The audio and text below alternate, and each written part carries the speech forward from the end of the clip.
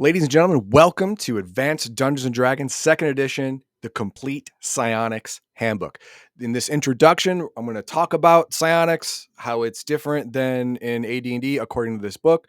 How do you classify it? And then we're going to talk about the psionic, the requirements, the requisites, the racial restrictions, alignment restrictions, stuff like that. We're not going to create a character because this is just an introduction. We're not going to do that. We don't need to. But we're going to talk about the basics of being a psionic and the idea behind it. So let's go ahead and do that. So we're going to start at page 6, it looks like. Before we get started, just quickly, your thoughts on psionics in fantasy role-playing games. Okay. Wow, that's pretty broad.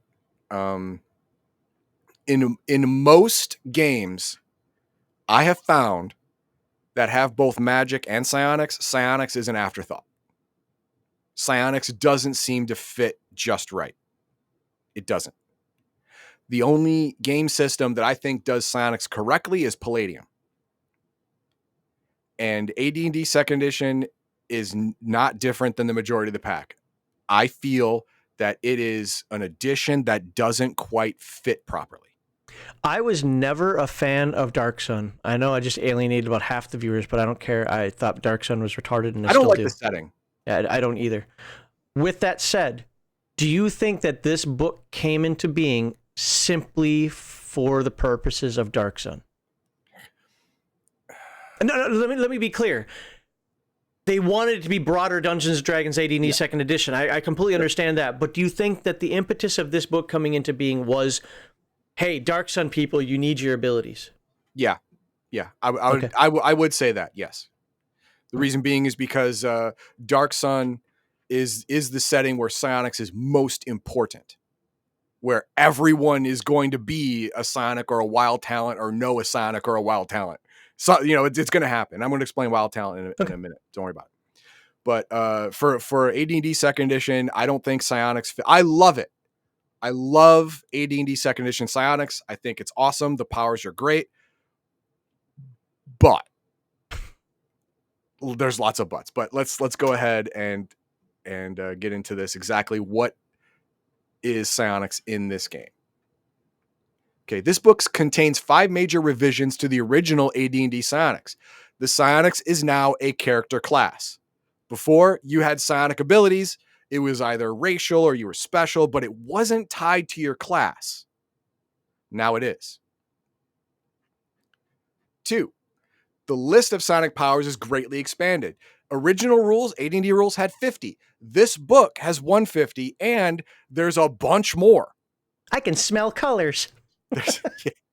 The feel colors, but yeah. You're right. I know. Yeah. And there's a bunch more, especially if you're like me, you love psionics so much, you got the cards. Nerd, exactly right. There's much more powers, and they are much more powerful, and it created a problem. All right, psionic powers are organized differently. All psionic powers are grouped into 6 disciplines: clairsentience, psychokinesis, psychometabolism, psychoportation, telepathy, and metapsionics.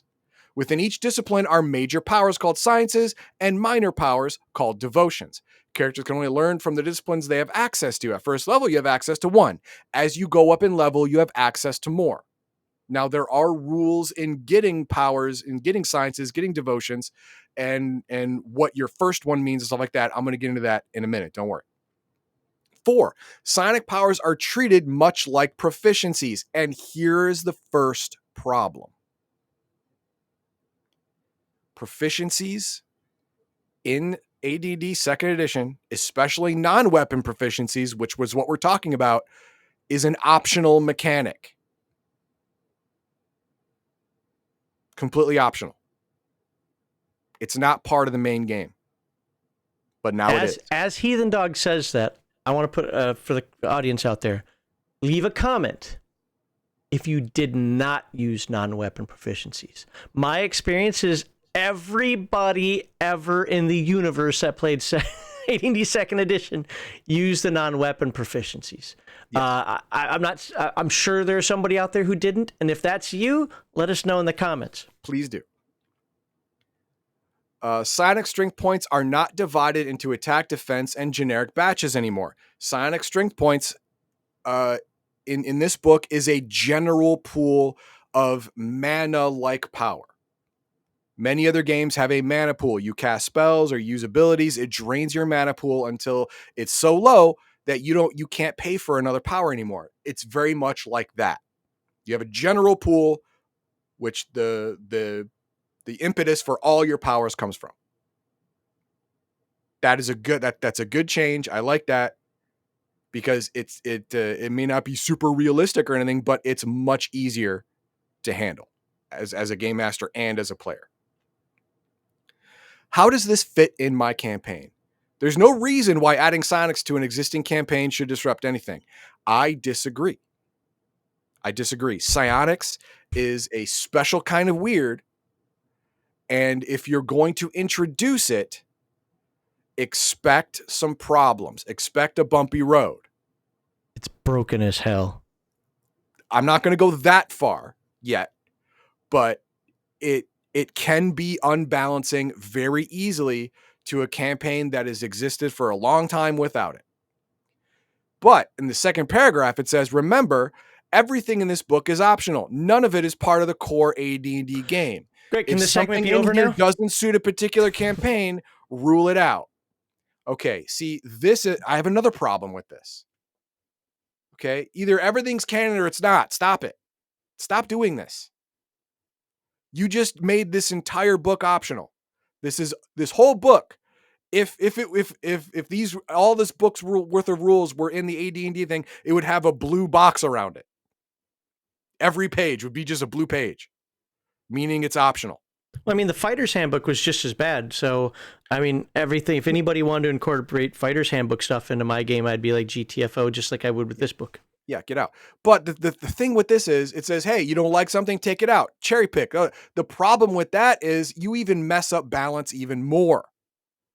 Taking out some things. I want a little of this. I don't want that. That's icky. That's cool. Whatever. It's just it's going to ruin how the whole thing works. Use it all or don't use any of it. They're You're just making yourself a problem. What's it called? Biometabolists? They're only biometabolists on my world. Yeah, there you go. Yeah. Psychometabolists, but yes. Or psychometabolists, there you go. Is psionics magical? Short answer, no. Long answer, it depends. Now, the reason I say that is obviously psionics is not magic. Magic, by definition, is using your mind and your knowledge to gather, shape, and expel magical energy from the world around you. That's what magic is. Psionics is energy generated by your body, focused and changed by your mind to create an effect. That's why you have a pool of mana-like stuff inside you, which we're going to find out is called psionic strength points, that go away as you use the power and replenish as you rest, because your body is the battery for all psionic power, not the universe like a cleric or a wizard, your body. I forget, can psionics hurt you? Like if you misroll, psionics can hurt you, right? If I'm remembering correctly? It depends on which of these optional rules that you use. Oh, okay. Because there are optional rules within optional rules in this book. Yeah, I know.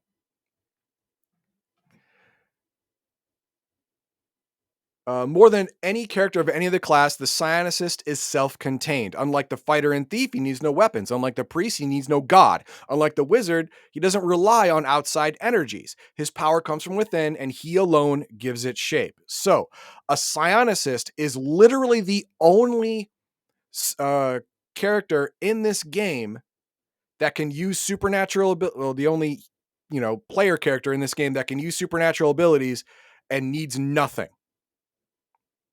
All right. A cleric needs God's backing. If he doesn't have that, he's got no power. A wizard needs spell components, needs to move his hands around, needs to speak. Psionicist doesn't need any of that. Now, I would argue that a fighter doesn't really need a weapon. He can punch people to death pretty well. Well, not in But D&D. Those rules are horrible. yeah, but for normally, yes, he needs a weapon, right? Thief needs lock picks to pick a lock. Psionicist does not. So, a psionicist is the only character in this game that is just as dangerous armed as unarmed.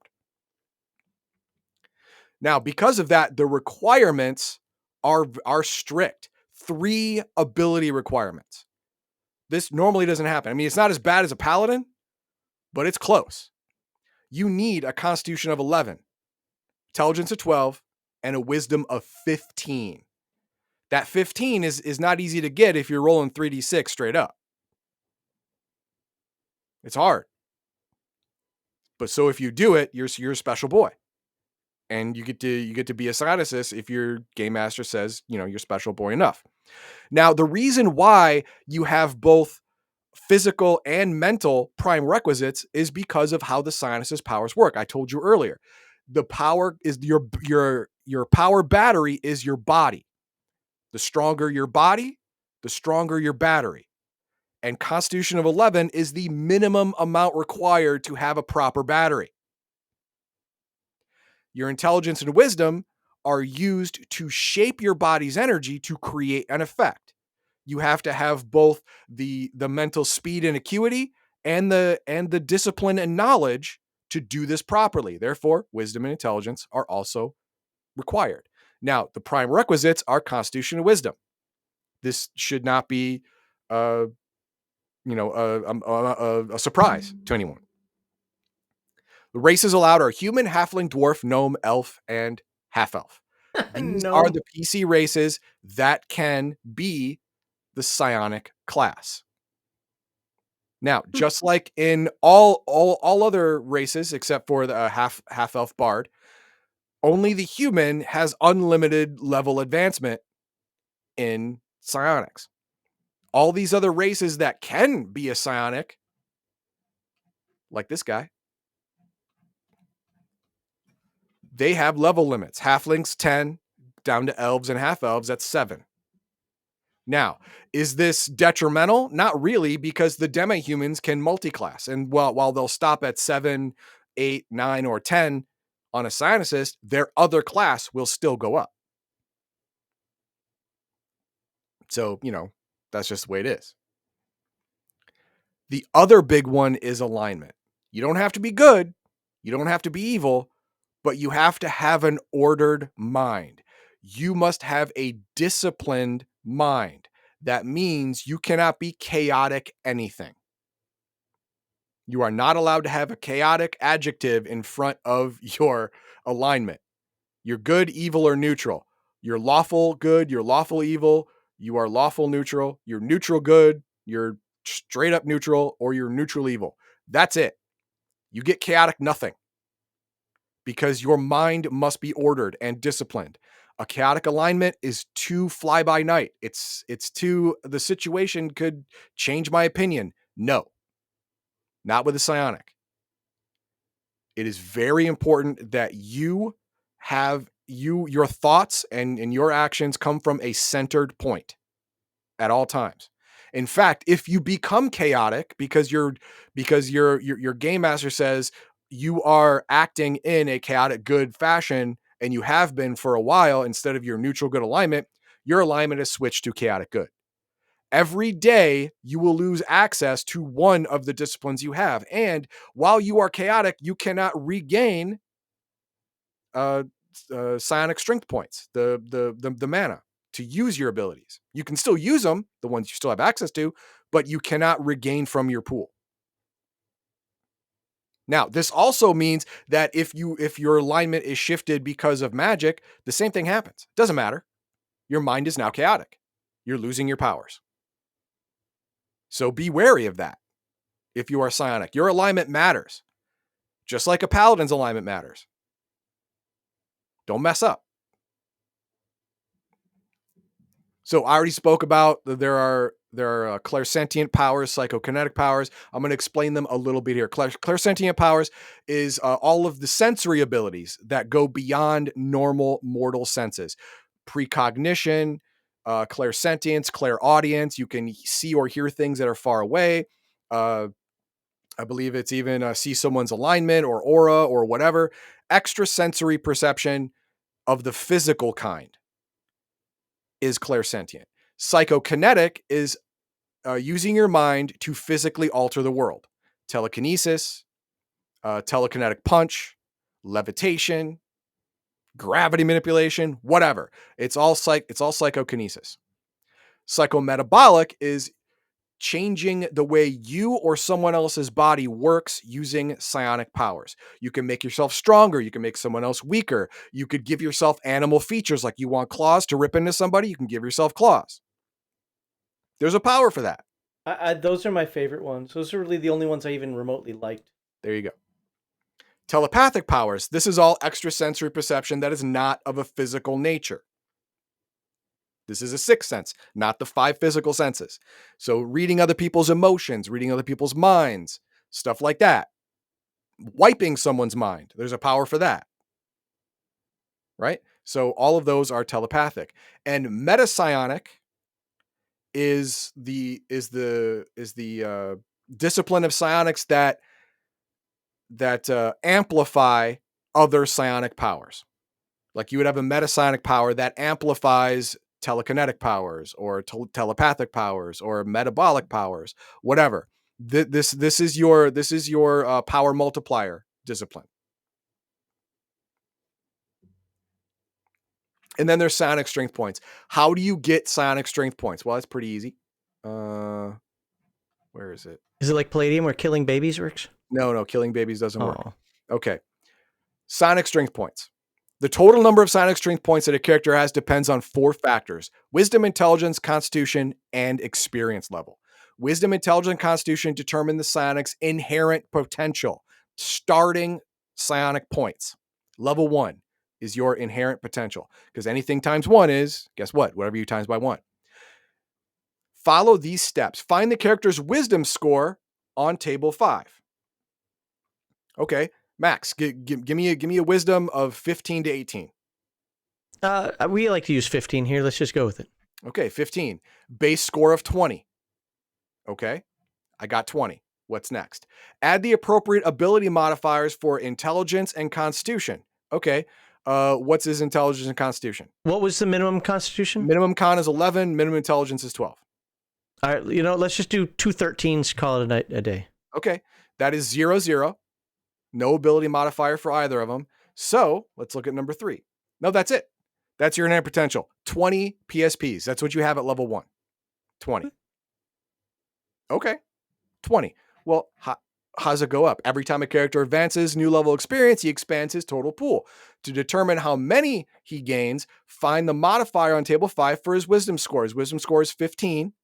Modifier is 0, which means add this number to 10. 0 to 10. 0 plus 10 is 10. So every level, as long as his wisdom stays at 15, every level he gains 10 points. So you can use stronger and or more powers before you run out of juice. That's great. Great deal. All right. What else we got? Now, of course, the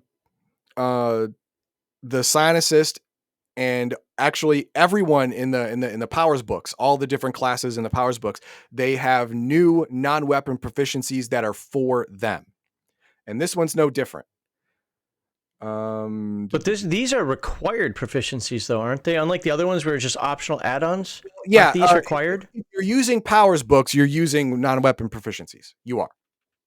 You just are. Oh, we got to interrupt you. Oh, how so? $20 super chat. That's the interrupting minimum. And so he interrupts you by saying, "Thank you for covering this." Wait till he does video 2 and 3 to see if you want to say that. Yeah, you're not going to like it. You're not going to like that. But thank you very much, CPK. Yep, thank you very much. Also, if you're wearing armor, there's an optional rule inside an optional book. Ugh. Whatever. That armor does nothing. You could wear whatever armor you want. No. Even I wouldn't go that far. The more metal you have clanking on your body, the harder it becomes to use psionics. you get minuses to your success rate of psionic abilities. The bigger the armor you put on, the harder it gets. Now, What for folks out there who complain about mechanics like that, it doesn't make sense. I can't use my brain if I'm wearing armor. Remember, it's a game. They have to, as much as I don't like the word balance, they have to make things reasonable. And since it's going to follow all the other game rules of initiative, you can go lulu and just make things happen and so forth. They've got to find a limiting factor. Oh, they find a lot of limiting factors, and some of them are dumb. But and of course, like all other classes, you have weapon restrictions. You can have these weapons as a psionicist, which is a pretty good list. Especially compared to the wizard. Compared to the wizard, it's an amazing list. Club, axe, warhammer, scimitar, throwing axe, spear, knife, dagger, crossbow, light crossbow, hand crossbow, short bow even, and a short sword. You can't have a long sword, but you can have a short sword, which is fine. You know, it's great. What else? Proficiencies. Well, we went over proficiency slots. 2 weapon proficiencies, you get more every 5 levels. 3 initial non-weapon proficiencies, you get more every 3 levels. And these are the special added proficiencies specifically for psionics. Gem cutting costs 2 slots. Harness subconscious costs 2 slots. Hypnosis, rejuvenation, meditative focus, musical instrument, not specifically, but it's fine. Reading and writing, and religion. Real quickly, just for the pedants out there, if you remember the AD&D second edition book, you've got, what's it, priest, fighter, well, I forget the order that went in. These are the ones that you get to pick that only cost you 1 for 1. So 2 slots required, cost you 2 slots. It doesn't cost you double like you're trying to get pull something from another class. Yeah, that's why you have musical instrument, reading and writing, because those already exist elsewhere. Yes. But you have them here because they're part of your class. And they are generic skills. They don't cost extra. They're just generic skills. Hypnosis, rejuvenation, meditative focus, and harness subconscious. These are specifically only useful to a psionicist. Gem cutting is useful to a psionicist because there is a way to create an item that will hold spare psionic strength points for you. And one of those things is a properly cut gem. Okay, cool. But hypnosis, rejuvenation, meditative focus, those are only useful to psionicists because of their special abilities and because of their psionic nature. A couple of these only work to increase your psionics. If you don't have psionics, then they do nothing. Then there you go.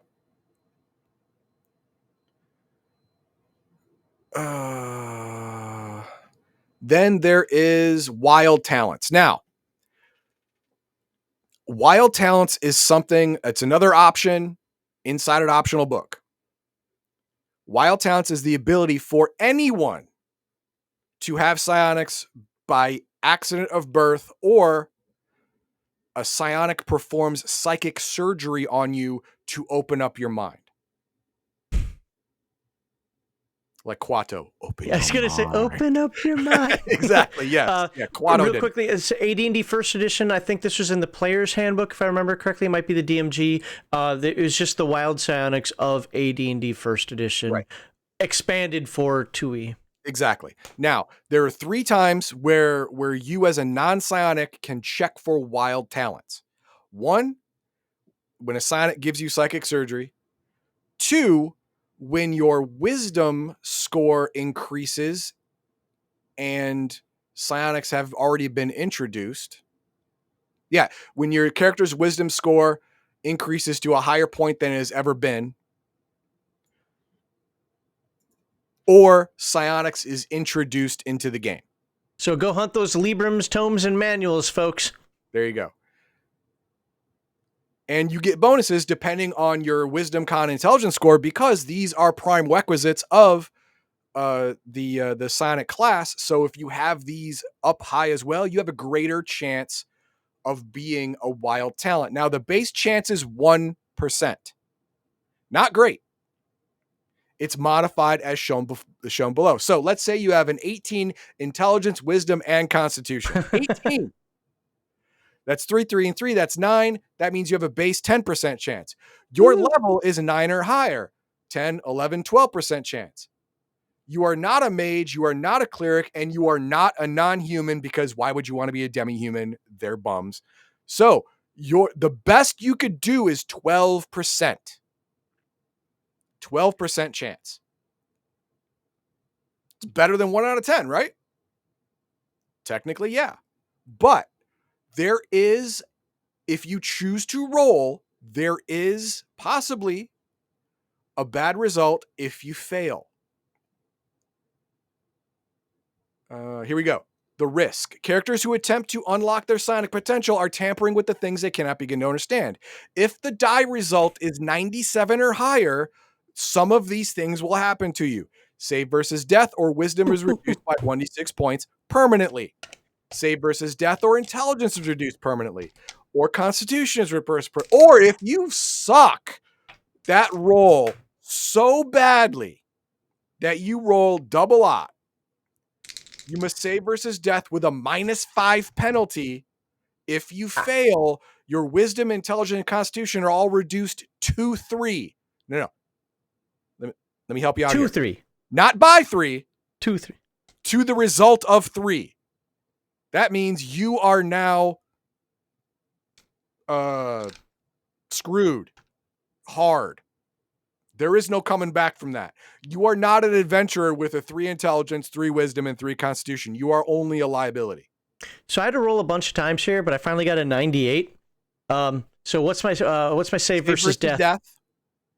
I don't know. I rolled an 8. Let's just say I'm low enough level that doesn't work for me. All right. So intelligence is reduced by 1d6 points. I rolled a 6 permanently. Intelligence. So let's. I don't have 3d6 here. Let's just do a d20 and just call it a day. I had a 7 intelligence. I just went down to a 1. Well, the minimum is 3. Well, no. Magical means you can get down to a 1. 3 is just core. All right, fine. I am now animal intelligence, basically. Yes. You are the beginning and end of the book Flowers for Algernon. Not the middle, the beginning and end. So, but there's a reason. And by the way, I did roll those numbers. They're sitting on my desk here. What was I going to say? Oh, the risk isn't a joke is the point that I was trying to make. I mean, even if I had a 10 intelligence, it's now a 4. Yeah, it's bad. It's bad. And, that was best case scenario to give you 12%. On average, you're only going to have 3 to 5% success. But there is a 4% chance of catastrophic failure. And I got that 98 before I got anything that was 12 or less on these 10 centers. See? It's messed up. But let's say you do succeed. Woohoo! Let's say you do. You got that 12. You're kicking. It's great. You roll 6. I got a 6. Okay. Let's see here. Determine if a character is a wild talent, the player should roll percentile dice again and consult table 12. Okay, wild I got devotion to determine exactly what the character's psionic powers are. So you only get 1? You get 1. All right. I'm rolling a 70. Send thoughts. I don't want you to know my thoughts. Well, it's on purpose. I know. But here's the thing. Some devotions require you to have a science. For example, sending thoughts may require you to have telepathy.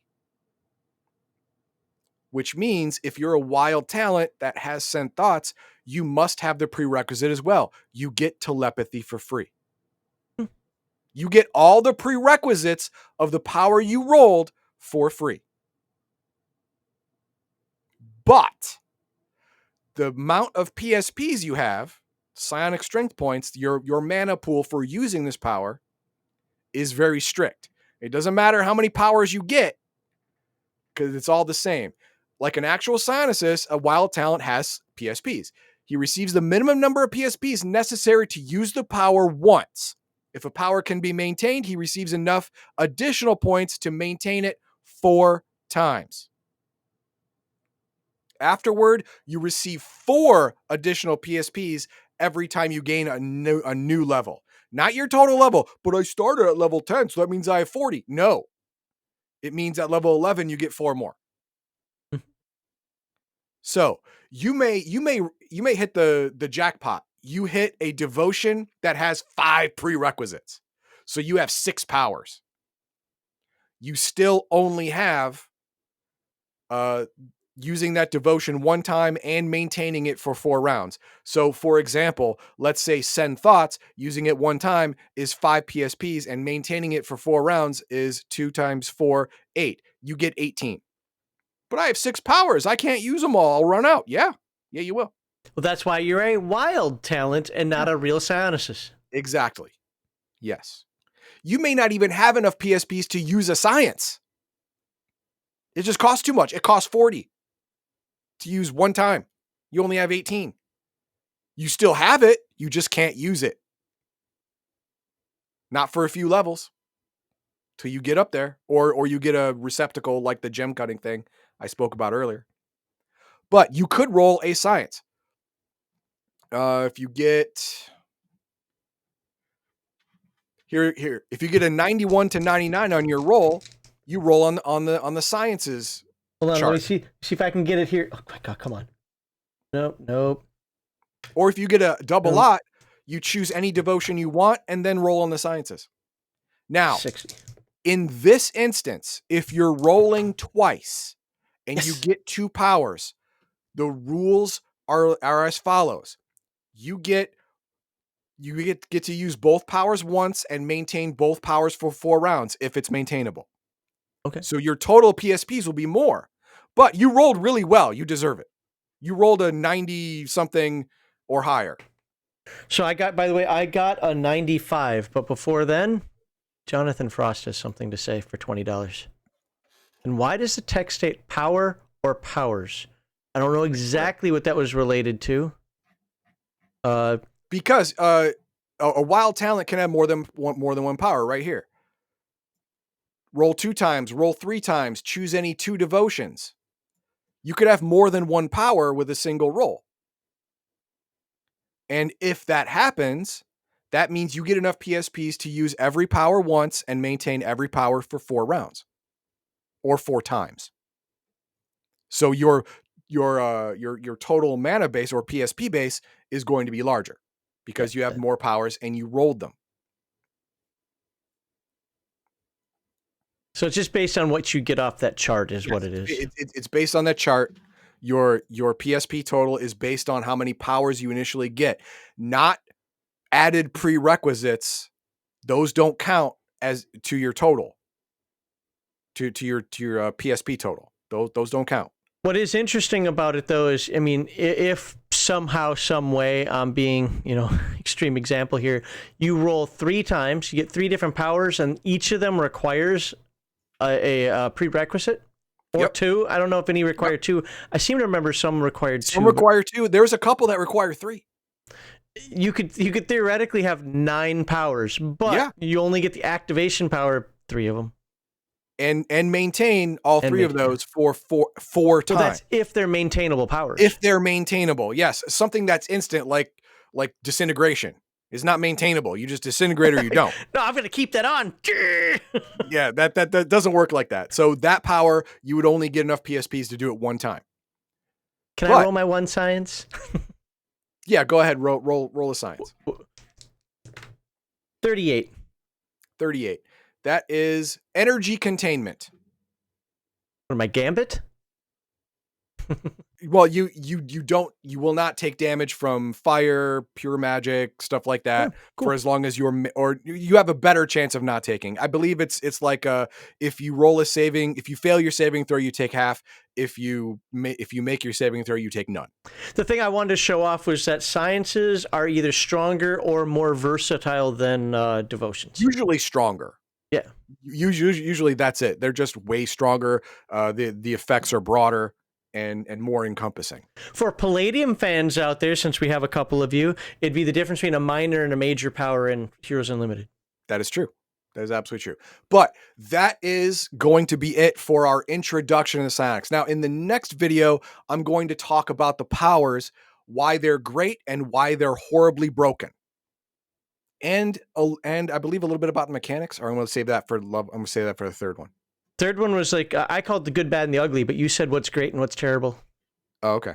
When are you going to do your 12th level or whatever level psionic stop? Oh, it can be a first level psionic. It can be. Okay, when are you going to show that off? Which video? Do you want me to do it in a video? Yeah, Or absolutely. do you want me to do it at the end for those of you who are watching? No, I'd love to have that in a video. Okay. It could be a great tease. So what Heathen Dog's going to do is he's going to show you, Dragonlance fans. I thought when he did this in the 90s, there's a 12th level psychic, but apparently he's saying now you can do it even at first level.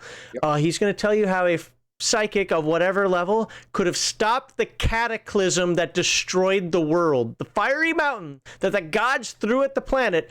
Psionic would be like, nah, I don't think so. Yeah. One psionic could just stand at ground zero and stop it all. Now, what video is that going to be in? I don't know. You'll have to watch all three to find out, apparently.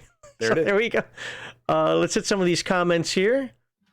That was super chat. Good. I think somebody already answered, but just in case, what is the copyright date of this book? Oh, let's look. Wait, putting this on the screen adjusted the... Yeah. Weird, huh? Yeah, very weird. It is 1991. There we go. Yeah, I think somebody answered that, but there you go.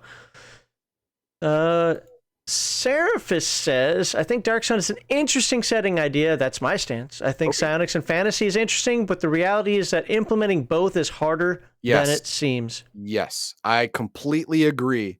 And most games mess it up.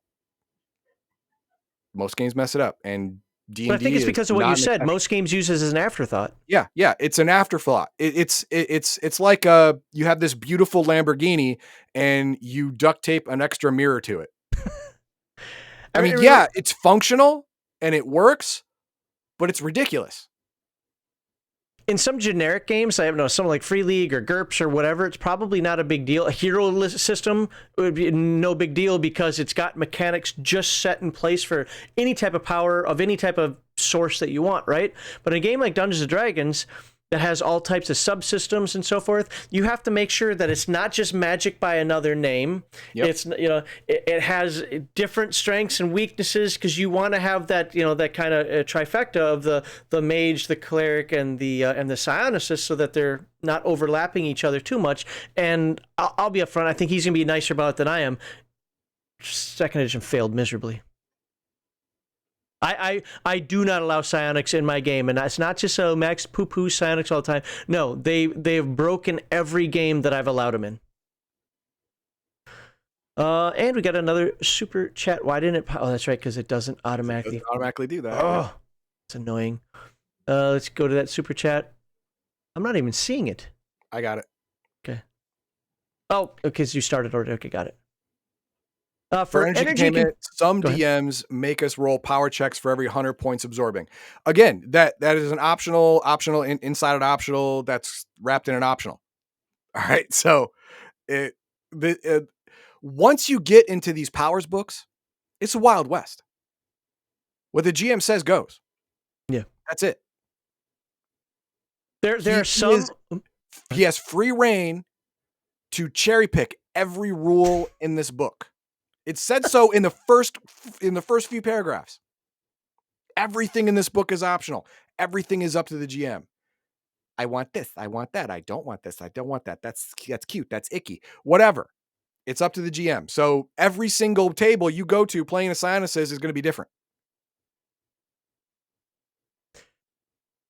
I mean, the AD&D second edition. That's by the way, thank you for the super chat. It's accused of having too much splat. They're not wrong, but here's the difference between second edition and fifth edition. We said no. That's just, but I want to play, no. But I can be a psionic, the book, no. Or here are my modifications to it, but that's not what it says in the book, don't care. So all those little books, I mean, I love my little blue and brown books back there. Thought they were great.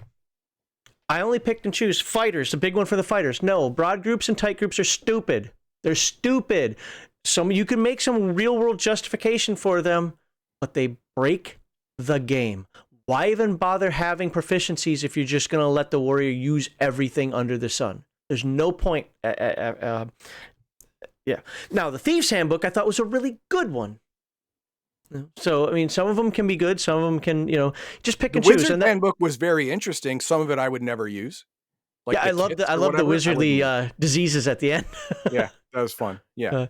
Yep, no, agreed. Priest Handbook I thought was good for setting up a religion, but was totally underpowered if you compared it to any setting. Compare Forgotten Realms God to anything you can come up with out of the Priest Handbook. It's like they merged 2 gods into one every time, and still a pantheon of like 500 gods. But it was a good starting point, I thought, for creating a religion that I thought was good. But anyway, so they can be good, and they can have some really good information in there, but you got to learn to say no or limit or really understand how this is going to affect your game. I have friends of mine who love the Psionics Handbook. They think it's like, how can you not play with this? It's so interesting. It's so great. It's so wonderful. Yada, yada, yada.